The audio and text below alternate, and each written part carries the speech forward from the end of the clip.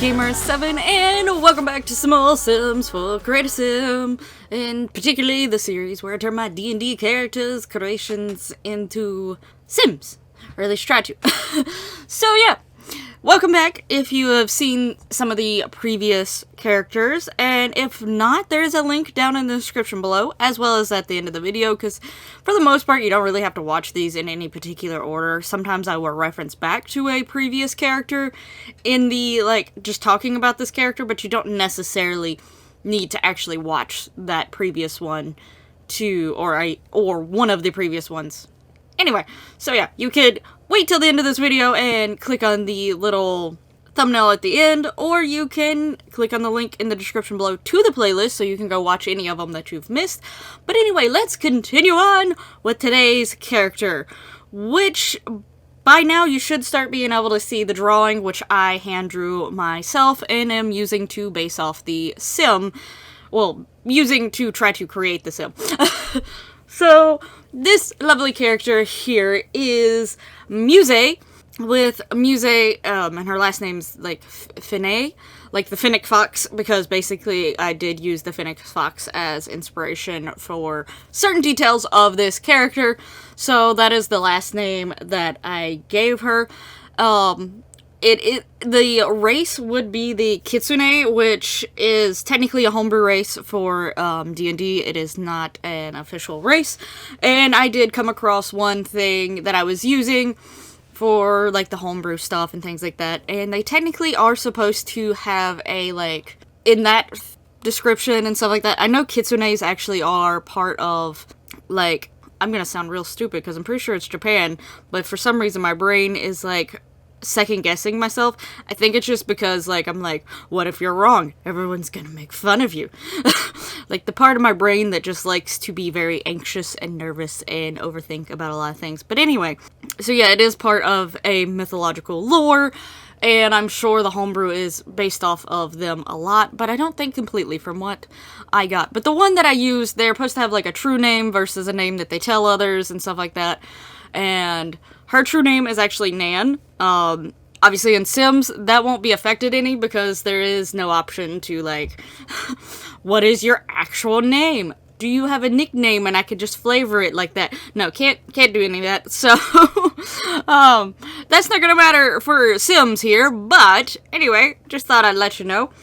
The character is, obviously, she is a female. She is about the height of 5'1", and she is the age of 24, which I think, if I remember correctly, the homebrew, I have this pinned on my phone somewhere.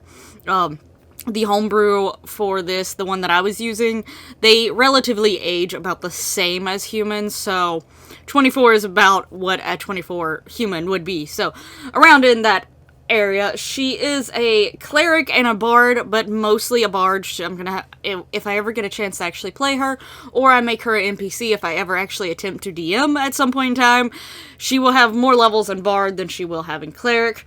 Her subclasses are the Peace Domain for the Cleric, and then College of the Dancer for Bard, which is another homebrew, because ultimately I really wanted her to be like a dancer, and a lot of her stuff is more through body movement and dancing and things like that, and her weapon I love, but as you could tell, with some of her details and things like that, she's got a lot of, if you look at when the drawing was up, there's a lot of stuff that I put on her outfit that is very movement based.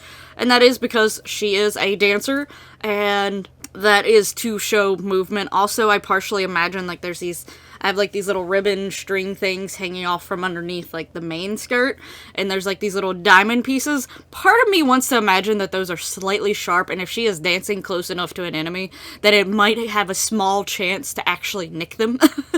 But, anyway, that is just my imagination in my head.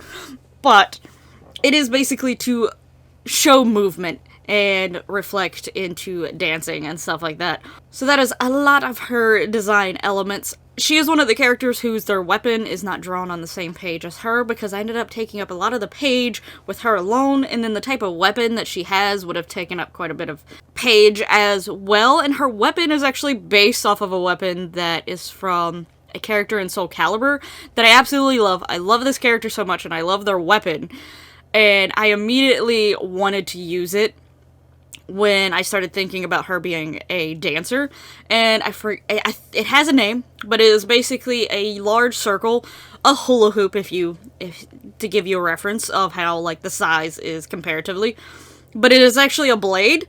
Now, for me, I definitely think the outside of the blade is much sharper than the inside of the blade, but I still want to imagine that the inside of the blade has some sharpness to it. But in the case of Muse here, I want to say she has a guard that she puts on it because she actually uses this weapon in her dances sometimes, like even if she's like not doing it in a battle sense of way, just doing it for an entertainment sense. Because I really do imagine that she would do that, especially at the very beginning of her journey. That's probably how she got some of her money, trying to do dances on the side, here and there, trying to earn money for travels and to explore. So, you know, she would just do some street performance and dance with her hula hoop of death. But I imagine she has a guard that she puts on it when she uses it for dancing and then takes the guard off whenever she is using it for battle. I technically did draw her with, like, wrappings around her hand as, like, sometimes she makes mistakes, sometimes she grabs a part of the weapon, and like probably her skin's starting to get tough right there as well, so you know, over time it doesn't hurt her as much because her skin starts getting used to the weapon in that same spot, and she always keeps like something wrapped around there just as an extra precautionary measure, just in case. Now, one of Muse's goals is to sort of basically try to portray that her people are not all schemy and they're not all bad and sneakative and things like that. But I still actually want to make her just a little bit sneaky, just a little bit, like, you know, she's got to try to live.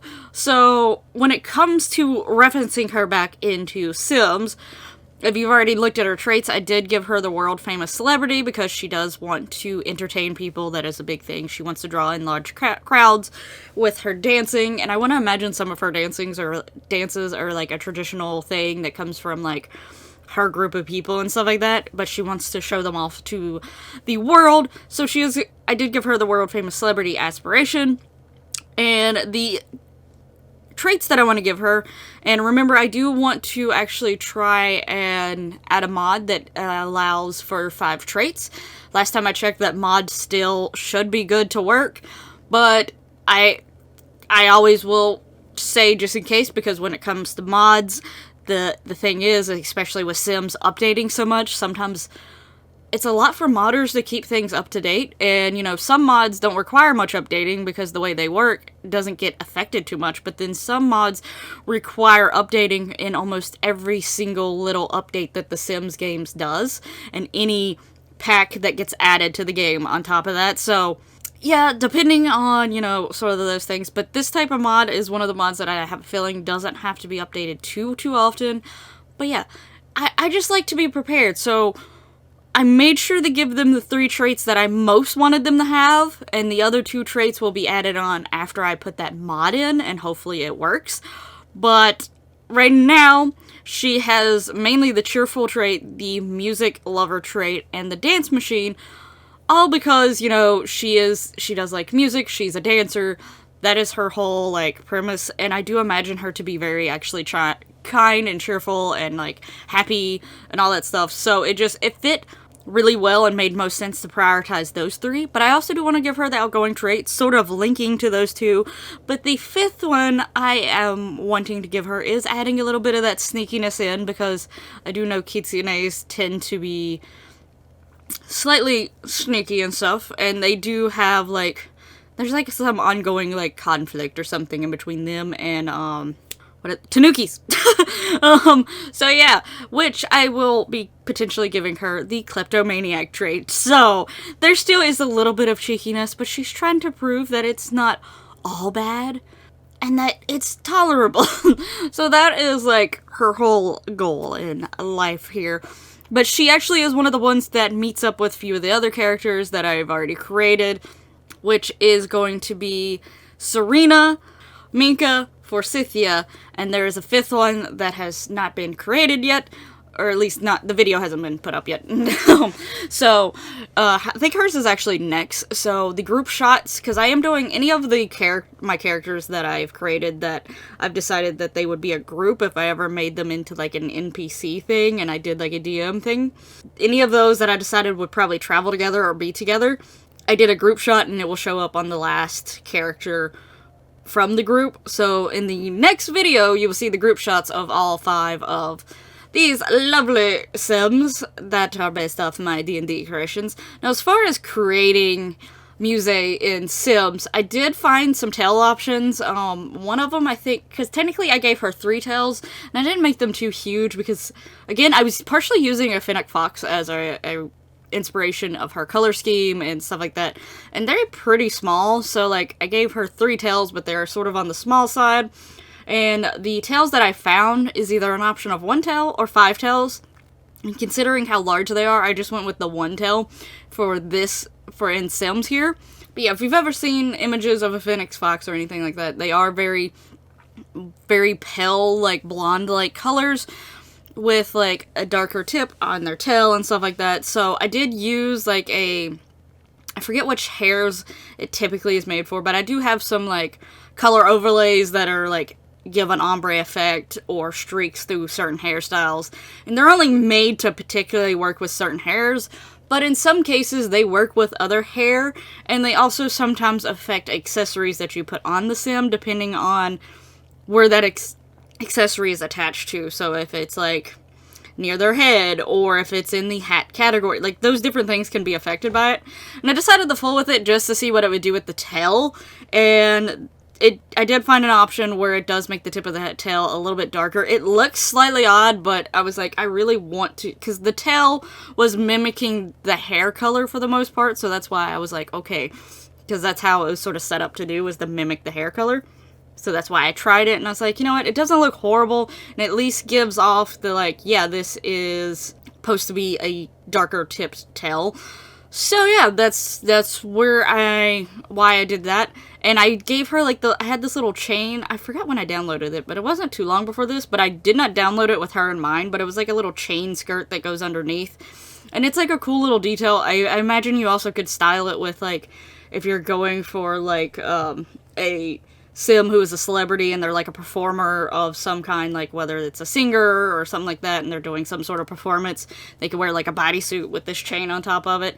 But because I have, like, little dangly things that comes out from underneath her skirt, I thought that was a good way to represent it. But so many things did not work with it. You probably noticed me going through so many shirts and so many skirts because they wanted to all clip with it.